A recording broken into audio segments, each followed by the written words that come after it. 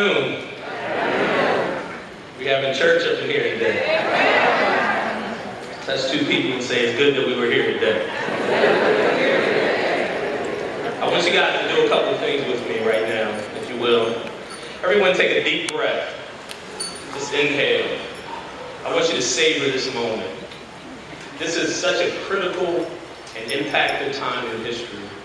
I was reflecting on what I was going to say today, and I really didn't have much. I didn't know what I was going to say. But I thought about something that was so impactful as we went to the Tucker Memorial Cemetery a couple of days ago. And the Tucker family, I just want to let you know that I did my DNA, and I think I'm related to you. I am William Tucker. Amen. Actually, we all are William Tucker. We all are descendants of that family, and so we are grateful for that. But I want you to do something else with me. I want you to say, Isabella and Anthony. Those were two people that came over on the ship. And I think it's so important because for the first time when I was at the Tucker Cemetery, they put a name to these people. They were human beings. They had feelings and emotions. They weren't 20-eyed Negroes. They weren't a commodity. They weren't property. They were human beings that had dreams and desires and feelings. And when I began to think about that, I got really emotional because I thought about the impact that slavery had on these people. And I think about where we are now. You know, as we stand here, and I thank God for Terry Brown praying since April for the weather, as he said earlier, and we have a great day here. But as I look off in the distance, I see storm clouds.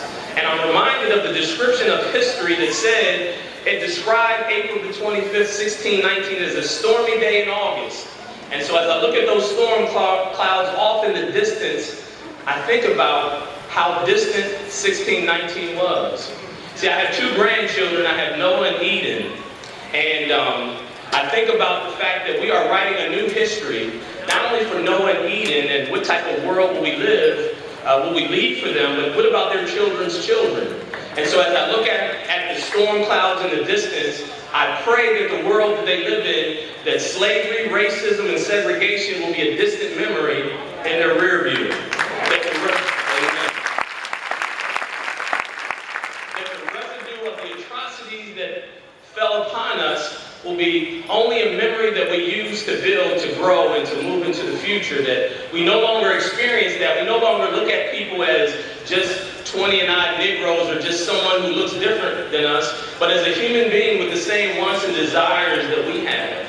Because there are some commonalities of this human experience, that we all have the same desires, we all have the same dreams, we all want safety and prosperity, and we all want a world that our children can live and grow without being judged by the color of their skin, but by the content of their character. You know, I have a good friend who's Irish, and one day we got into a back and forth. He's a good friend of mine. And what he said to me is he reminded me that when the first slaves came over, that some of them were of Irish descent. And so I asked him what his last name was, and he told me his last name, and his last name was an Irish-sounding last name. I said, that's a very Irish-sounding last name. And I said, let me tell you something. My last name is Green, and my mother's maiden name is Lawson. Neither one of those are very African-sounding. I don't know what tribe we came from. I don't know what nation we came from. Africa is a continent and not a country. The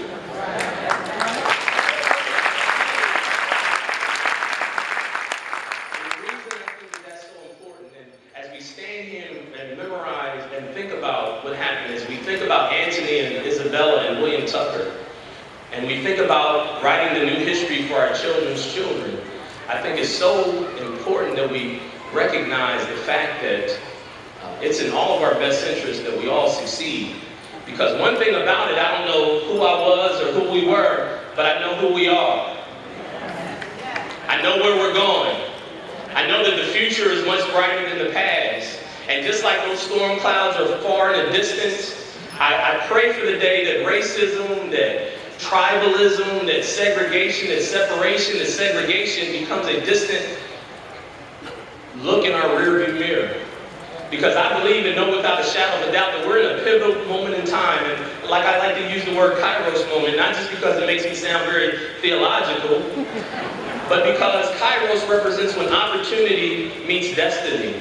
And I believe that the Most High has chosen for us to be here for such a time as this, to write a history that looks so much better than the one behind us, that there will become a time that we all will be able to come together, to love together, to live together, and to grow together, and to live in the spirit of unity and the bond of peace, because I do believe that America is the greatest country on this side of heaven. And we know what heaven looks like. Every tribe and every tongue will come together. And I think it's all of our responsibility to try to make that happen on this side of Zion. And I do know that there's coming a time very soon that we will live in prosperity and peace as a people, that we are now moving into a new season. God is turning the corner and changing the page and writing a new chapter for us, and that our latter is better than our former. We will succeed. We will prosper. We will be successful in our endeavors because God is with us. God bless each and every one of you, and God bless America.